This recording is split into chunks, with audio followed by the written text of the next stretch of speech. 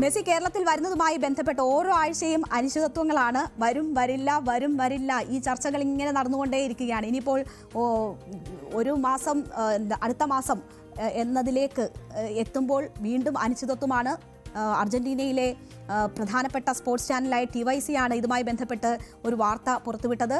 ഇവർ ആഫ്രിക്കയിലേക്കാണ് ആ സമയത്ത് പോകുന്നത് എന്നതായിരുന്നു ഈ ചാനൽ റിപ്പോർട്ട് ചെയ്തത്. കൊച്ചിയിലെ മത്സരത്തിന് പകരം ആഫ്രിക്കയിൽ മൊറോക്കയെ നേരിടാനാണ് അർജന്റീന ആലോചിക്കുന്നതെന്ന റിപ്പോർട്ട് വന്നു. ഇത് മാധ്യമങ്ങൾ വലിയ വാർത്തയാക്കി. അപ്പോൾ വീണ്ടും അനിശ്ചിതത്വം ഉയർന്നപ്പോൾ ആ വാർത്തകളൊക്കെ നിഷേധിക്കുകയാണ് റിപ്പോർട്ടർ ബ്രോഡ്കാസ്റ്റിംഗ് കമ്പനി. ആശങ്കകൾക്ക് അടിസ്ഥാനമില്ല എന്ന് സംഘാടകർ വ്യക്തമാക്കുന്നു. ഫുട്ബോൾ പ്രേമികൾ കാത്തിരിക്കുന്ന അർജന്റീന ഓസ്ട്രേലിയ സൂപ്പർ പോരാട്ടം നവംബർ 17 തന്നെ നടക്കുമെന്ന് reporter broadcasting company MT Anto Augustine വ്യക്തമാക്കിയിരിക്കുകയാണ്.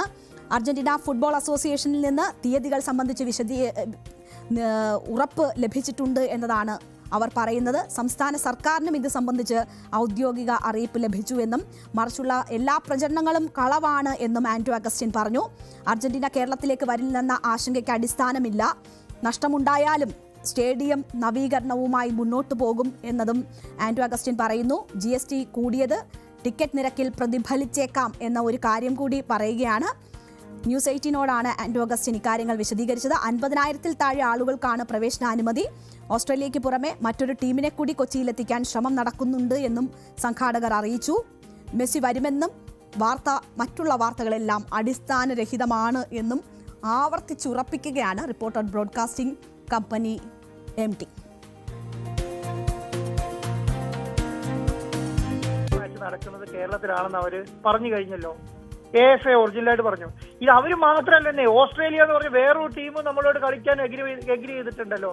ഒരു ഫിഫ എന്ന് പറയുന്ന ഒരു ബോഡീന്റെ അണ്ടറിലാണ് ഈ രണ്ട് ടീമും കളിക്കുന്നത്. ഫിഫ ഒരു ഒഫീഷ്യൽ വിൻഡോ അനൗൺസ് ചെയ്ത് കഴിഞ്ഞാൽ ആ വിൻഡോയിൽ കളി മാറ്റാൻ കഴിയില്ല.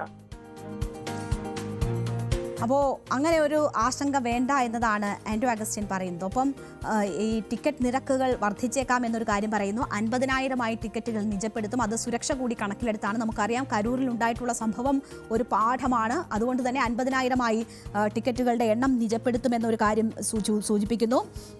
ഓസ്ട്രേലിയയ്ക്ക് പുറമെ മറ്റൊരു ടീമിനെ കൂടി കൊണ്ടുവരും എന്ന കാര്യം പറയുന്നു. മാത്രവുമല്ല മെസ്സിക്കൊപ്പം തന്നെ വലിയ ഒരു ഇവന്റ് കൂടി ഒരുക്കുകയാണ്. AR റഹ്മാൻ ഒക്കെ ഉൾപ്പെടുന്ന സംഗീത പരിപാടിയും ഇതിന്റെ ഭാഗമായി സംഘടിപ്പിക്കും എന്നതാണ് ആന്റോ അഗസ്റ്റിൻ പറഞ്ഞത്. ഇതുവരെ ₹1 സ്പോൺസർഷിപ്പ് സെല് ചെയ്യാൻ എന്നെ കൊണ്ട് കഴിഞ്ഞിട്ടില്ല. എന്തുകൊണ്ടാണ് കഴിയാത്തെന്നറിയോ? മെസ്സി വരില്ല എന്നുള്ള പുകമറ മാധ്യമങ്ങൾ സൃഷ്ടിച്ചുകൊണ്ടാണ്. ടിക്കറ്റിൽ ഈ പറയുന്ന പുറക്ക് പോലെ തിരിച്ചു കിട്ടുമെന്നുള്ളത്, അത് കിട്ടുമെന്ന് എനിക്ക് ഇപ്പോഴും അറിയില്ല. കാരണം 500 കോടി രൂപയ്ക്ക് മേലെ തിരിച്ചു കിട്ടണ്ടേ. അത് മാത്രമല്ല, കേരളത്തിലെ ടാക്സ് എത്രയാണെന്ന് നിങ്ങൾക്കറിയോ? ഇന്ത്യയിലെ ടാക്സ് എത്രയാണ്? സ്പോർട്സിന്റെ ടാക്സ് എത്രയാണെന്ന് അറിയോ? 40% GST ആണ്. 25% എന്താണ് നമ്മുടെ എന്റർടൈൻമെന്റ് ടാക്സ് ആണ്. 65% ടാക്സ് ആണ്. എന്ന് പറഞ്ഞാൽ 1 ലക്ഷം രൂപയ്ക്ക് ടിക്കറ്റ് വിറ്റിട്ടുണ്ടെങ്കിൽ സ്പോൺസർക്ക് കിട്ടുന്നത് 35,000 രൂപയാണ്. സർക്കാരിന് കിട്ടുന്നത് എത്രയാണെന്നറിയോ? 65,000 രൂപ. എന്തായാലും ഒരു സ്പോൺസറുടെ എല്ലാവിധത്തിലുള്ള ആശങ്കകളും അദ്ദേഹം പങ്കുവെക്കുന്നുണ്ട്. ടിക്കറ്റ് നിരക്ക് ഉയർന്നേക്കാം ഈ സാഹചര്യത്തിൽ എന്നതാണ് സൂചിപ്പിക്കുന്നത്. എന്തായാലും മെസ്സി വരണം, അത് എല്ലാവരുടെയും ആഗ്രഹമാണ്. നമുക്ക് സ്പോൺസർ പറയുന്നത് വിശ്വസിക്കാം. മെസ്സി വരും കേട്ടോ എന്ന് അവർ ആവർത്തിച്ച് പറയുമ്പോൾ നവംബർ 17 മെസ്സി ഇവിടെ ഉണ്ടാകും കളിക്കാൻ എന്നത് പ്രതീക്ഷിച്ചുകൊണ്ട് തന്നെ നമുക്ക് മുന്നോട്ട് പോകാം. എല്ലാ ഒരുക്കങ്ങളും അവിടെ തകൃതിയായി നടക്കുകയാണ്.